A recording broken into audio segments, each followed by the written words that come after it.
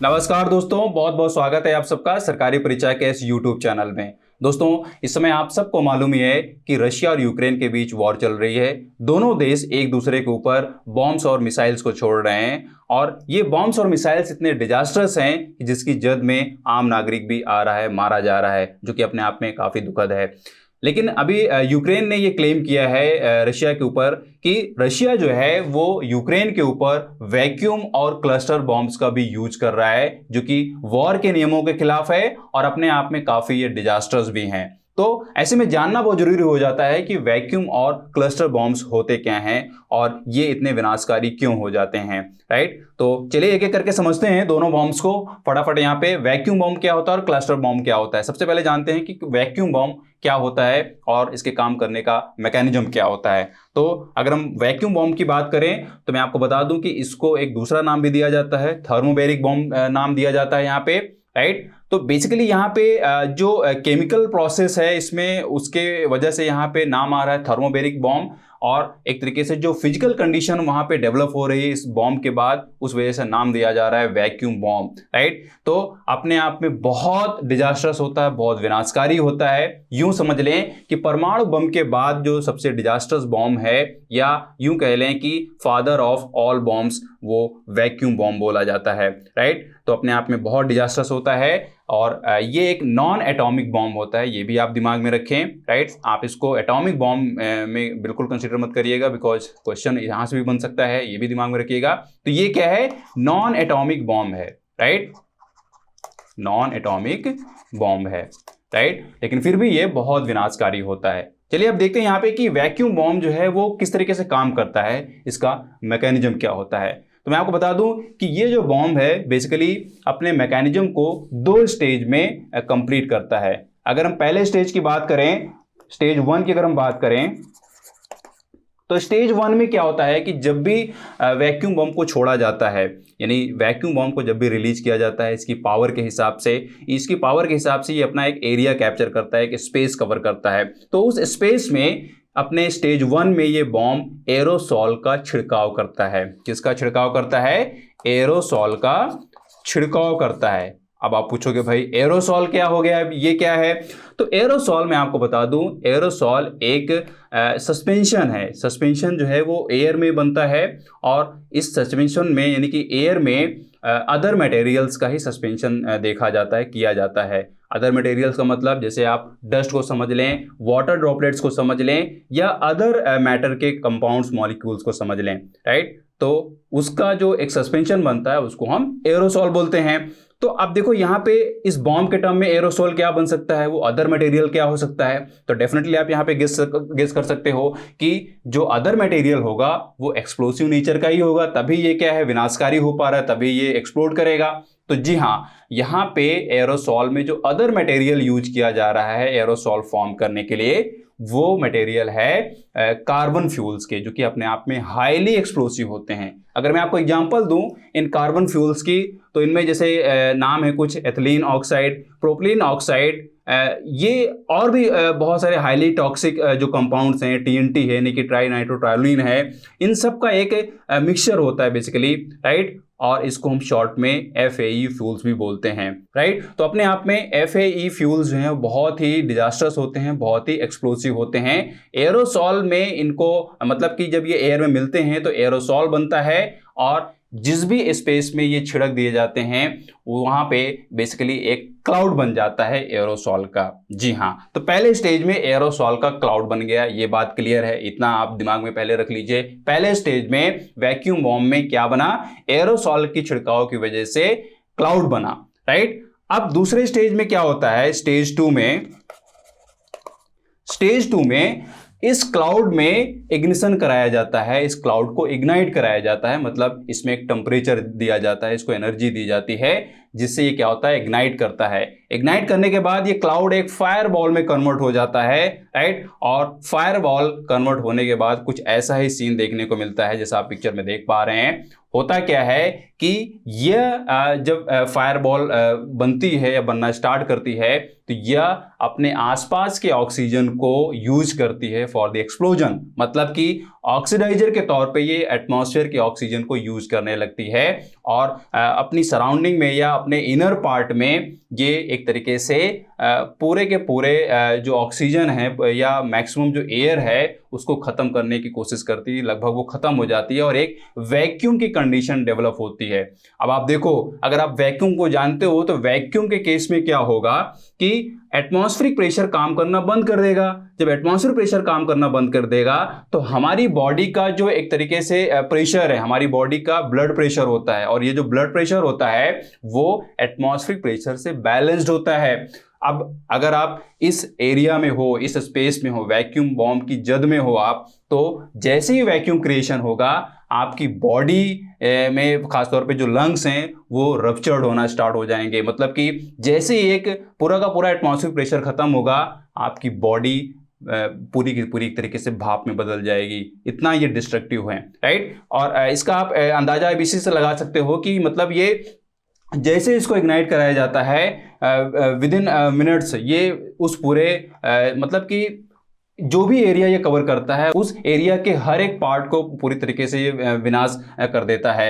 हर एक एरिया का मतलब ये है कि जैसे कि जो नॉर्मल बॉम्ब्स होते हैं, जो जनरल बॉम्ब्स होते हैं, वो क्या होते हैं कई बार बंकर्स को नुकसान नहीं पहुंचा पाते हैं, राइट। लेकिन एरोसॉल या वैक्यूम बॉम्ब क्या करता है, वो बंकर्स तक को भी नुकसान पहुंचाता है, उसको भी मतलब कि खत्म कर देता है, विनाश कर देता है उसका। क्यों ऐसा हो पाता है? बिकॉज एरोसॉल है वो जस्ट लाइक एयर एक होती है, वो बंकर्स में भी घुस जाती है, राइट। और इग्निशन टेम्परेचर क्या होगा? इग्निशन टेम्परेचर जैसे ही मिलेगा वो जहां जहां एरोसॉल फैला रहेगा वहां पे एक्सप्लोजन होगा, राइट। तो अपने आप में ये बहुत डिजास्टर हो जाता है, बहुत विनाशकारी हो जाता है। आई होप आपको ये पूरा मैकेनिज्म समझ में आ गया होगा। पहले स्टेप में एरोसॉल का छिड़काव किया जा रहा है, दूसरे स्टेज में एक जो क्लाउड बनता है उसमें इग्नाइट कराया जाता है और वही बाद में हाई एनर्जी एक्सप्लोजन में कन्वर्ट हो जाता है, जिसकी जद में आए हुए सारे चाहे वो जीव हो चाहे निर्जीव हो सबका एक्सप्लोजन होता है, सबका वहां पे एक विनाश होता है, राइट। और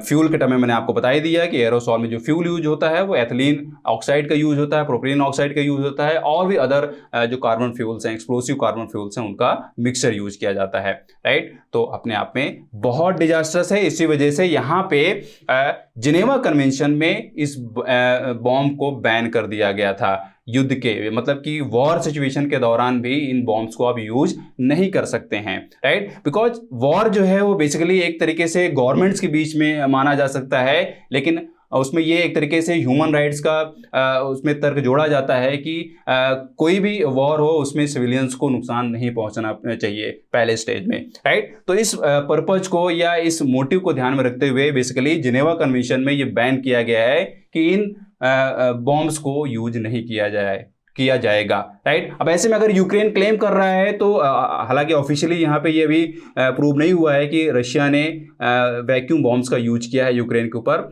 लेकिन अगर ये प्रूव हो रहा है तो डेफिनेटली ये अपने आप में ये इंटरनेशनल जो भी जिनेवा कन्वेंशन था उसकी जो ट्रीटी हुई है, जो संधि हुई, उसका भी उल्लंघन होगा, राइट। तो ये अभी बात की बात है, इस पे नहीं जाएंगे। सिर्फ आप यहाँ पे जानिए कि वैक्यूम बॉम्ब का जो मैकेनिज्म है वो किस तरीके से होता है, किस तरीके से काम करता है, राइट। तो आई होप आपको समझ में आ गया होगा कि ये जो वैक्यूम बॉम्ब है वो किस तरीके से काम करता है, इसका मैकेनिज्म समझ में आ गया होगा। अगर स्टेज 1 एरोसॉल का छिड़काव आपको नहीं समझ में आया है तो बेसिकली मैं आपको इसको मोटे एग्जाम्पल से समझा दूं। हालांकि ये उससे बिल्कुल रिलेट नहीं करता है, लेकिन उसका जो प्रोसेस है वो बिल्कुल वैसे ही मैच करता है। जैसे कि अगर आप किसी भी एरिया में या किसी भी वस्तु में आग लगाना चाह रहे हैं तो आप क्या करते हो? पेट्रोल का छिड़काव कर देते हो, डीजल का छिड़काव कर देते हो और एक पॉइंट पे आपने क्या कर दिया, आग लगा दी। तो वो क्या होता है, धीरे धीरे कुछ सेकंड्स के बाद पूरे एरिया में जहां जहां पेट्रोल फैला रहता है वहां वहां आग तुरंत फैल जाती है। तो जस्ट लाइक वैसे ही प्रोसेस है। एरोसॉल जहां भी छिड़काव किया जाता है एक पर्टिकुलर पॉइंट पे इग्निशन किया जाता है और वो पूरे के पूरे एरोसॉल को धीरे धीरे इग्नाइट कराना स्टार्ट कर देता है और ये काफी लंबे समय तक भी एग्जिस्ट कर सकता है बिकॉज इसमें ऑक्सीजन का यूज किया जाता है, एटमॉस्फेरिक ऑक्सीजन का यूज किया जाता है जो धीरे धीरे यूज में आती है, धीरे धीरे खत्म भी होती है और खत्म होने के दौरान वैक्यूम का क्रिएशन होता है जो कि अपने आप में वो बहुत ही डेंजरस हो जाता है, हाई एनर्जी एक्सप्लोजन वहां पे होता है, राइट। तो आई होप आपको समझ में आ गया होगा। अब देखते हैं कि क्लस्टर बॉम्ब्स क्या होते हैं, उसका मैकेनिज्म क्या होता है। तो मैं आपको बता दूं क्लस्टर बॉम्ब जो होते हैं, इसका नाम जैसे आप समझ पा रहे हैं, क्लस्टर बॉम्ब मतलब ये है कि इसमें मल्टीपल सब म्यूनिशंस होते हैं जो कि एक्सप्लोड करते हैं, राइट। मतलब कि मल्टीपल सब म्यूनिशंस का यहाँ पे इस्तेमाल किया जाता है, उनको क्लस्टर किया जाता है, क्लस्टर करके एक यूनिट बनाई जाती है, राइट। और उस यूनिट को ही बेसिकली एक बोला जाता है क्लस्टर बॉम्ब, राइट। तो क्लस्टर बॉम्ब के एक यूनिट में कई सारे सब म्यूनिशंस होते हैं, मतलब कि बहुत सारे छोटे छोटे बॉम्ब्स होते हैं, इसको मोटे तौर पे आप ऐसे समझ सकते हैं। तो उन छोटे छोटे बॉम्ब से एक यूनिट तैयार की जाती है और उसी यूनिट को हम बोल देते हैं क्लस्टर बॉम्ब, राइट। मतलब जब इस बॉम्ब को छोड़ा जाता है, राइट, और इसको जब डिलीवर किया जाता है, छोड़ा जाता है, तो यह मिसाइल से भी छोड़ी जा सकती है, ग्राउंड आर्टिलरी से भी छोड़ी जा सकती है, लेकिन इसको प्लेन से भी ड्रॉप किया जा सकता है, राइट। और जहां पे भी जिस एरिया में ये छोड़ा जाता है, तो ये क्लस्टर बॉम्ब का जो यूनिट होता है वो अपने यूनिट में से बहुत सारे छोटे छोटे बॉम्ब्स को रिलीज करता है, राइट, या सब म्यूनिशंस को रिलीज करता है। छोटे छोटे बॉम्ब्स को क्या बोलते हैं? सब म्यूनिशंस बोलते हैं, राइट। तो ये जो सब म्यूनिशंस होते हैं, छोटे छोटे जो एक्सप्लोसिव होते हैं, वो लार्ज एरिया में गिरते हैं, फैलते हैं और एक्सप्लोड करते हैं, जो कि अपने आप में काफी डेंजरस हो जाता है, राइट। तो होता क्या है कि इसमें एक्सप्लोजन होता है, लेकिन इसमें जो एक्सप्लोसिव मटेरियल होता है, उस एक्सप्लोसिव मटेरियल्स के साथ साथ ऑक्सीडाइजर्स का भी यूज किया जाता है। इसमें एक तरीके से एक्सटर्नल जो ऑक्सीजन है उसका रोल एक तरीके से नहीं रहता है, जरूरत भी नहीं रहती है, बिकॉज इसमें ऑक्सीडाइजर का यूज साथ में किया जाता है, राइट।